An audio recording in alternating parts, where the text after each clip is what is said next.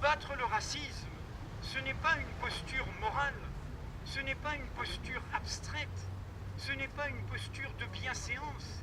Le symbole est fort. Hier, 3 décembre, les associations se sont rassemblées place Montparnasse pour fêter l'anniversaire de la marche de 83 contre le racisme. Il y a 30 ans, au même endroit, cette cause avait réuni près de 100 000 personnes. On a fait de ce rendez-vous, où nous étions très peu, un petit trait d'union entre toutes les initiatives. Quelles que soient vos convictions, vos sensibilités, vos partis, vos croyances, eh bien, vous devriez tous être là.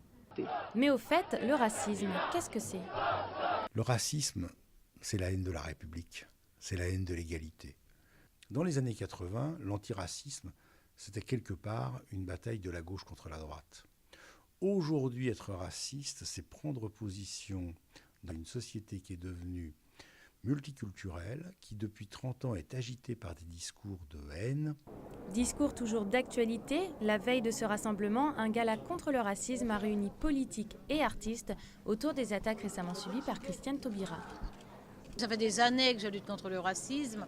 En tant que garde des Sceaux, un de mes premiers actes en juin 2012 a constitué à diffuser une circulaire contre le racisme, l'antisémitisme et les discriminations. Là, je sens qu'elle est là avec tous ces artistes pour nous exprimer et pouvoir lutter contre ce fléau. C'est écœurant, c'est à vomir. Enfin, on a l'impression à l'heure actuelle qu'il y a une espèce de retour extrêmement préoccupant qui est dû à la peur des gens, à la peur du vide. J'étais la seule fille avec couleur à mon école quand j'étais petite et donc pour moi c'est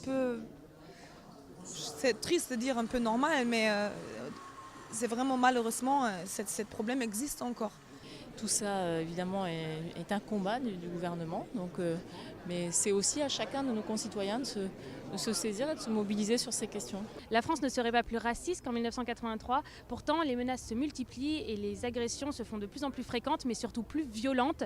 Plus 23% en 2012, c'est ce que recense le Comité national des droits de l'homme, un clivage qui est largement exacerbé par les médias, mais aussi par les politiques.